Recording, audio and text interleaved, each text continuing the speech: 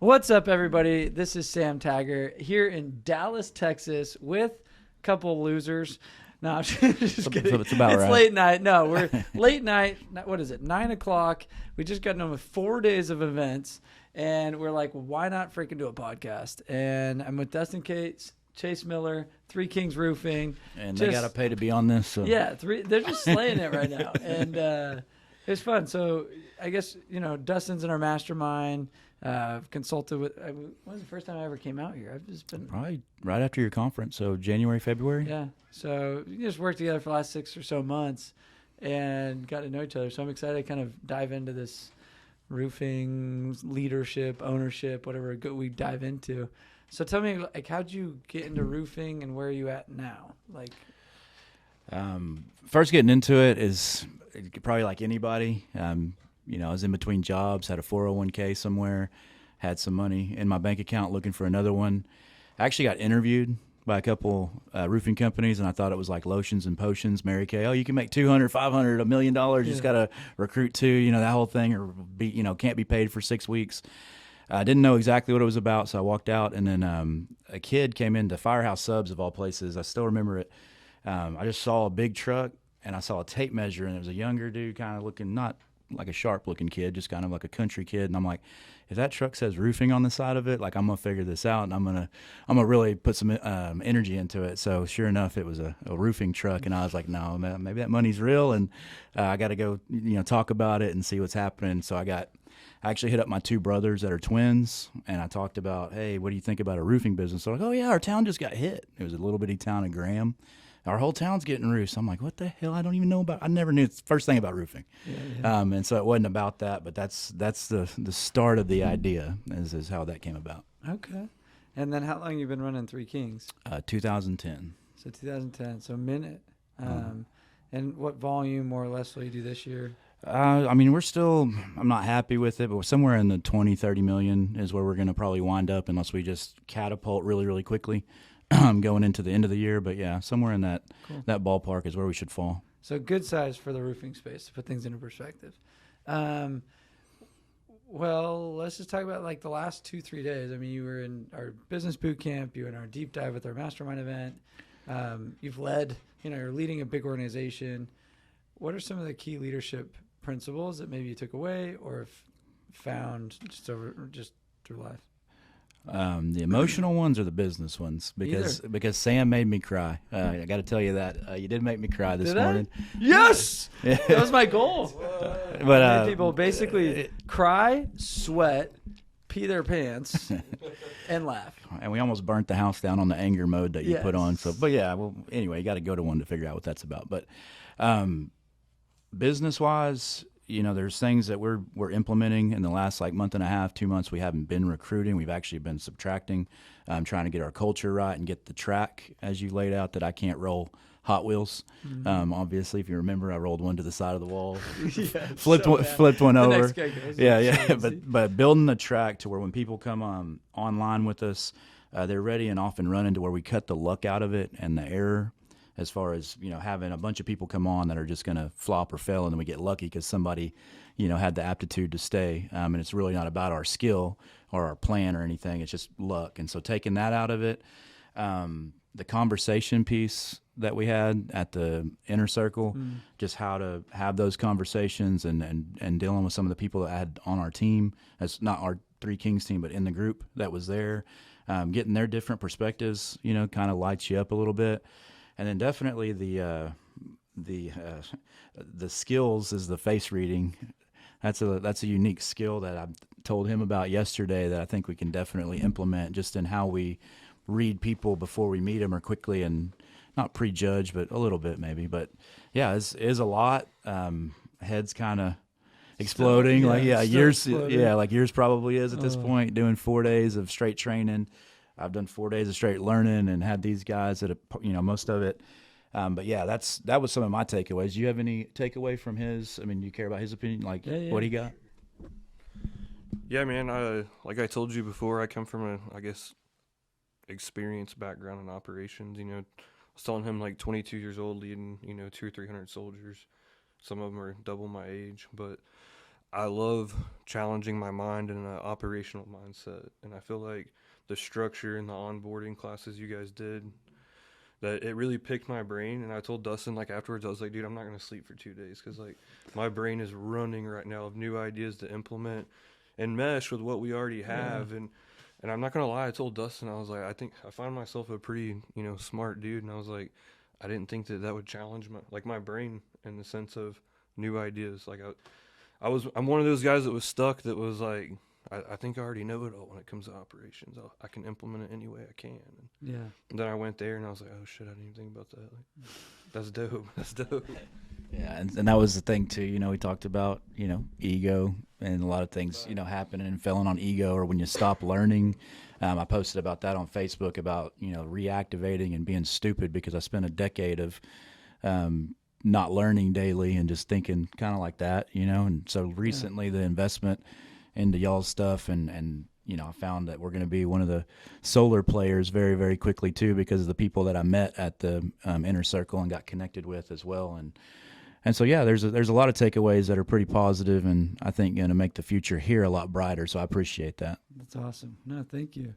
What are some of the hard lessons you've had to learn as you've been in business for now 12 years? Like, obviously it wasn't always rainbows and butterflies, but what are some of the big hard lessons that you're like, well, that one stung, but it was a lesson learned? Don't get married to the wrong woman, and don't involve her family whenever you do that. That was probably the most expensive lesson that I've ever learned. Interesting. But as far as business is related, you got to have hard core values, or your people are going to flail around and leave. You've got to have a vision that if people don't align with it, they've got to get out, regardless of who they are. And then the people that do align, you got to, I wouldn't say you got to be careful with who you trust and put your heart out there to, but you got to make sure that it's written in stone of how that's going to work and what the expectation is. And that's what I mean by laying our track from all levels. Yeah. But yeah, just because if you don't, you get into a situation where you're paying people off to own your business again and things of that nature. So, it's not a good feeling, or people try to fracture your company, or, take people from your company because they, whatever reason. I'm sure you got some experience with that coming from the Utah door to door. We kind of talked about that. So, a minute ago, so I'm sure you got some experience, but yeah, just pretty much that. But I mean, I feel like I've always had a real good moral compass and base of like, I'm always going to do the right thing and protect the ship. And even though I've paid trials and tribulations, I feel like I'm better because of it, and I'll grow from it. So there's not too many regrets, but there is some hurdles. Yeah. And I think like anybody who assumed they're not going to run into that, it's pretty idiots. It's like, I'm going to start a business. It's going to go smooth sailing. Yeah. Chase, do you have anything to add to that? Just a caveat on what Dustin said. I feel like with you, I've learned, through your class, it made me reflect on some of the stuff with Dustin and I, to the sense of, he spoke about his background, and he was like, man, I was always missing the guy that had the loyalty, and the guy that helped me do this, and the leadership and the morale builder. And then me on the other side, I was running my own business before this, and I was like, man, I'm missing the foundation, the blueprint. Like, trying to run my own business, I could only get so far. And then I met Dustin, and it's like, with Three Kings, we meshed. We put both of our strengths together, and Cole, he's had the leadership group here going for a while, and we all came together and just, I don't know, it was cool. It was like the emotion of it was meant to be. That's awesome. It's really dope. Love that. So, question. I've recently watched a lot of your like social media culture videos you're putting out, and you kind of have this Spartan warrior vibe. Tell us about kind of the culture you guys have here and how that was formulated, and some of the mantras or the internal creeds that you've created around that. It's because I'm that big and I'm just going to kill everybody. No, I'm kidding. The story of Spartacus is a big one. My last name's Cates, so Sparta Cates. It kind of sounds like Spartacus, and so that's where we've gotten that nickname from. But I love the story because it's uniting of a diverse tribe that's bound by chains and in slavery. And so I feel like in the real world today, it's not physical chains. It's mental, it's spiritual, it's, uniting a very diverse group, and it's everybody here is not a prisoner. Like, I don't like the corporate structure, but we're trying to fight, and the fight is in life, right? Because it's highly competitive, it's expensive, and a lot of people don't get born with a silver spoon, and they gotta, you know what I mean? Like, they're bound by chains, whether it's their circumstance, experience, where they come from, and we're trying to unlock and break and transcend lives, and so that's where that comes from. And then the 300, the Spartans, is just some of our internal creeds. So like our core values, like at your thing, we wrote them down. Actually, you know, we knew what they were, but we wrote them down, and I just realized that if we rearranged them, it spelled sword. Really? Yeah. So the servant, leadership, warrior mentality, ownership, respect, and discipline is the core values. And then they've got internal creeds about shoulder to shoulder, which is basically you fight next to your brother, you protect your brother, and you know, buddy system while we're out there selling. You don't leave people behind, so you don't, you know, hire people and then they don't get any kind of help. You're riding in the trucks, you're taking them out. The no surrender, no retreat is just owning it. Own your life, own your problems, get your wins, and you're not going to back down from a challenge. Is pretty much that one. And then we eat what we kill. Is the whole sales thing, and that's all from the 300 to where I'm kind of, you know, the videos that we've made, getting people amped up. That's where it comes from. And then I don't know if you saw the you know, Three Kings, what is your profession? It says we roof. So it sounds like so it's like a roof or whatever when they, you know, then 300. So, you know, a little bit of play on that, and I know those are movies, but those are like real stories that have happened throughout the, you know, passing of time, and they've lasted a long time because they were very, very important ones that, you know, set the democracies that we have today up, and things of that nature. You told me about the agoge, the training, so we're calling our training that now. Yeah, I was like, dude, steal that for sure. Yeah, so it's just aligned. I'll send you my logo. I have a company logo I created a company called Agoge, and you can just steal the logo. I don't really use it that much. It's sick. Yeah, awesome. I appreciate it. But yeah, it just aligned, and sometimes I told you, I think in the text and stuff, like, I feel like that's always been what's happening. It's God's plan. You know, how did I get started in roofing? Because I was crying in a mirror and lying to myself, and I just said, there's a lot of men, powerful men that could change the world and do nothing. And I said, if you ever give me the power to do anything, I said, I'll promise I won't let you down. And so that's where all of this comes from, and he's always guided, and then I just feel like it's just timing. And, you know, today's talking about the spiritual, the critic, the is. That's why I said I feel like I'm spiritually connected, and I live up there for the most part. But yeah, so that's, you know, to answer your questions in a long version and form. But I love that. Thank you for that share. Chase, how have you seen the culture? I mean, you basically started your own roofing. You were in roofing before that somewhere else. And then obviously to have the ego or the humility, you know what I mean? Like, that's where everybody struggles. It's like, I'm my own owner. Like, once I go to owner, there's no going back. Like, it's like, so it's For like, sure. You went out, you did that thing, and you were like, I owned a transportation business. My wife and I hauled cars for like all the Park Place dealerships and DFW and stuff. So it wasn't even roofing before that. So you were running a business, you had a thing. What drew you to this culture, and what have you noticed as you guys build this like warrior kind of mentality? How does that disseminate into you, your sales guys, etc.? Yeah, for sure, man. you can be honest about this one if you want to. You want me to? You can be honest. All right. Well, I feel like I came here and I told Dustin week 1 as a brand new rep. I said, "Hey, dude, the culture's here's fucked up." And he was like, "Who the fuck are you telling me this?" He really did. He was like, "Really? Like, you're telling me this?" Yeah. But Dustin had a respect for me from my experience as a business owner, being a leader in the Army before. Yeah. And he was just like, "Okay, well, how so?" He was open to hearing about it.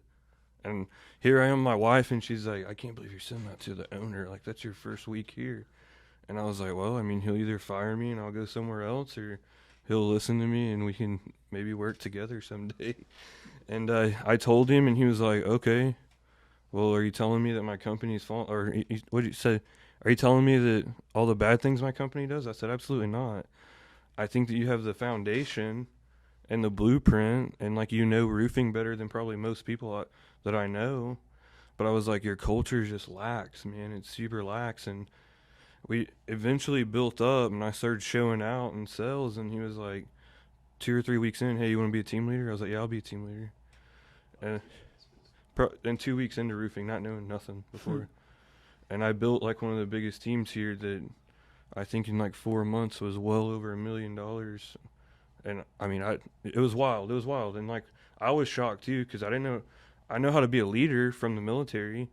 I know how to stay organized, but I don't know anything about roofing. And he was like, Dustin tells me this all the time. He says, you're not roofing. You're building relationships with homeowners. If you can build trust and relate and talk to them, he's like, that's all you got to do. You don't have to know shit about roofs right now. Yeah. And so we did that. And It's true. It's true. And with time, he was like, hey man, you know, you come from a military background with a lot of experience. He was like, I'm real big on the Spartan mentality. He was like, let's do it. Like, let's make it the company, everything. Yeah. He was like, and I want you to go. I remember he told me this, and nobody at the company knows this. He told me this. He said, I want you to be loud every day. I want you to go out and show out as the new guy, the newest leader that everyone's doubting. Everyone's like, who is this? Why is he the leader here? Yeah. And he's like, I want you to be loud every single day. Post all your contracts. It's like everything you're doing. And he said, people will either get on the train or they'll get left behind. I love that. And literally, in like, I would say in the past 2 months, we've flipped the whole culture to where now everybody's so hype about shoulder to shoulder and I don't know, like Spartan mentality. And Dustin literally will put in the chats just randomly, like midnight, What's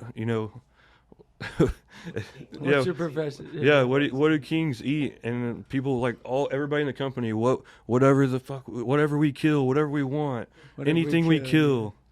And just now it's every day. It's like the culture is it's super dope. That's huge. It's wild. Yeah, so I guess, one thing, not to toot my own horn, but one thing I've had is I know people's abilities and I know mine. I know what I'm good at, and I know that I'm not a crack the whip disciplinarian type. I'm very. Nor am I. Yeah, I know, and that's why we probably get along a little bit. Is because you probably need a Viking 2.6 back here, and you be So you be cracking whips. My third week here, not being a nobody, there was a dude, I won't say his name, who works in the company, was like getting hostile with him in the company chat.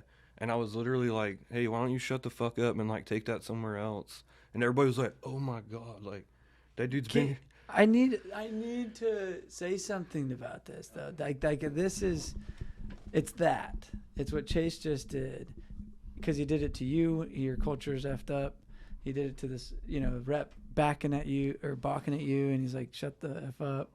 Like you said, everybody needs to know how to find that version of themselves when it comes to leadership. And you're probably his right hand, because one, you show loyalty like a soldier would be like, I'm going to get your back, defend you. But two, people like Dustin want to have people in their corner that are willing to call them out on their shit. That's probably why he pays me or others. Is I'm not here to fluff your feathers. Yeah. I'm like, cool, you did 30 million, good job. What's next? I'm just, you're not gonna say you're a fanboy. And I'm gonna be like, dude, your onboarding sucks, or your this sucks. And I'm gonna say it how it is. I mean, I made everybody call each other out today. The last exercise we did was feedback. I'm like, please ream into everybody. I would have loved to have you there. You would have. Hey, we'd still be there. Yeah, we'd still be there. But I want to say something that so many people are so insecure. The security of you saying, well, then he'll either fire me or he'll listen to me, and if he fires me, I'll go somewhere else. That mentality allows you to be authentically you, and it actually allows true leadership to actually take place. And if you're listening to this, that's, to me, that's leadership. You led up as much as you can lead down. You know what I mean? That's powerful. Anyway, good job. You were going to say something. What do you want me to say? No, nothing. What Dustin was going to say was, I'll say it for him. And I said it in our docuseries, if you guys watch. I said what Dustin's the greatest at, and he said it himself. Realizing his weak spots, and he's like, yes. I want to fill that with the strongest person. And he told, there were times the first few weeks I was like, dude, why are you letting, I was like, whoa, what's going on? And he was like, well, I don't want to, like, I said, fuck them, I'll take care of it. And he was just, all right. And people were like, who's this guy? And Dustin eventually one day was like, yeah, this is, like, my second hand. Like, he's a detachment of me. Anything that comes from him is coming from me. And everybody was just like, all right, I'm with it. So like learning curve. One thing that I try to do I try to grant the authority.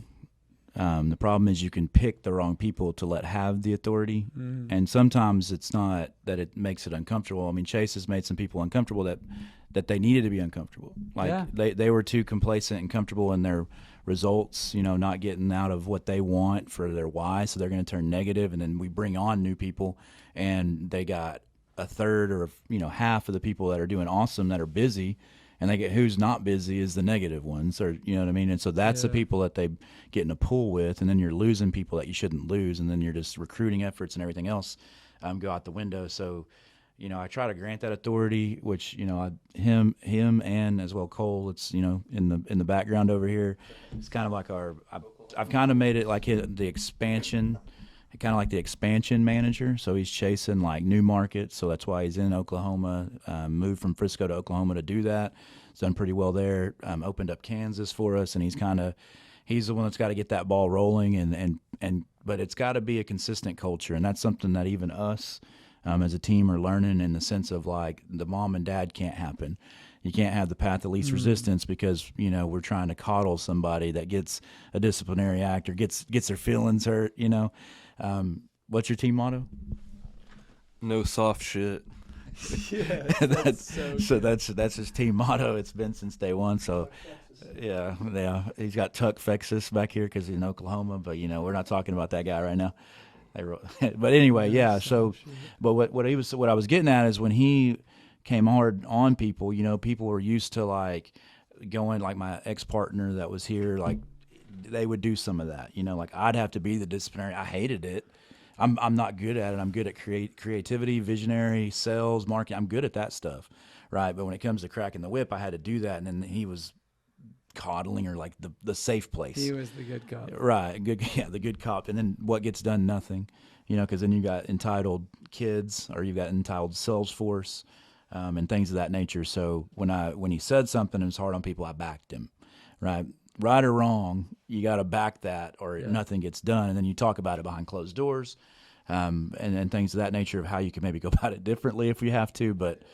So we do that. We do that a lot. But yeah, so that's just I feel like that's how you build culture. If it's not, definitely give me some advice. I'll take it. But yeah, I think it's on the right path with that. Love that. And thank you guys for the shares and just being real. Like I think a lot of times it's scary to be like, yeah, here's the skeletons in my closet, and this is when I was scared, and this is when I was like realizing I sucked at this. Like, so I just appreciate the rawness with both of you guys. So let's let's shift gears a little bit. Oh, all right, emotional. We're going to the emotional. No. Yeah, we got something you don't talk about. So you have a podcast. What was you talked about aliens. Yeah. You've talked about you better. Okay, I'm curious. There's our artwork. You drew the aliens on this whiteboard. And that's the dog. It's not what you think. Okay. It's a dog. I think. Okay. I mean, I don't know. But doggy style or dog, one of the two. Yeah. Real question is, you asked me a question on your podcast. You talked about LeBron James or Steph Curry for 4 hours. I'm curious what you guys would say. Well, I'm not going to go 4 hours on it. I just am curious because you asked me. We talked about steroids in sports first, and then we talked about Brittany Griner and whether she deserved what she got, and if she should even be in the WNBA or not. That was under question mark, just to be funny. But it was MJ and LeBron, right? It was MJ and LeBron. Who's the greatest basketball player of all time? If you want to throw Curry in there, I guess we could too. Well, okay, we'll go MJ and LeBron. So, best basketball player, LeBron. Okay. But best icon and statistically winner. Jordan. No, yeah. Facts. So, because we already pulled the stats on this, so we don't need to do it again. What did we call it? Look it up, Chuck. That's what we were saying. Yeah, look it up, Chuck. Look it up, Chuck. Yeah. So one of the questions was, we got down to it, and everybody knows that. Yeah, look, Jordan 6 championships, 6 out of 6 or whatever, never lost. My point was, and I said this, and we'll see what you have to say about it, but when the day that LeBron James got into the league realized that they had to have super teams stacked to beat that man, right? The Golden State Warriors that he was up 3-1, or they were up 3-1, he beat that team, and then they had to add Kevin Durant to try to beat LeBron James, right? And so, like, what teams in the era with Jordan went super team mode and stacked against Jordan, right? He couldn't beat the Pistons. It was just the Pistons until they got a little older, he got a little stronger, got Scottie Pippen, and then, like, he's Jordan, right? So he was running up against it. But what if they stacked a super team? I mean, like, if they were doing that in his era, does Jordan get 6? Well, I don't know. LeBron lost to Dirk Nowitzki in 2011, and who else was on Dirk's team? And guess who LeBron had? Dwayne Wade and Chris Bosh. Those are elite players. That's a stacked team, and they got beat by an unstacked team. Dirk. And I love Dirk. We're in Dallas, so I mean I love Dirk. That was a hell of a playoff. He beat Durant, Harden, and Westbrook team. He beat the Kobe and Shaq team. I think that year it was the greatest playoff run of all time from a non-super team. Yeah, that's going to probably ever happen again because of the way that the league is.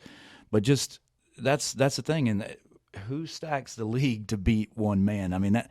He's impressive. No, I'm not going to throw rocks. I'm just curious. And I was curious where this rabbit hole went because you went aliens, and then you went LeBron and Jordan. But Jordan wins also in defense. He was Defensive Player of the Year 2 times. Yeah.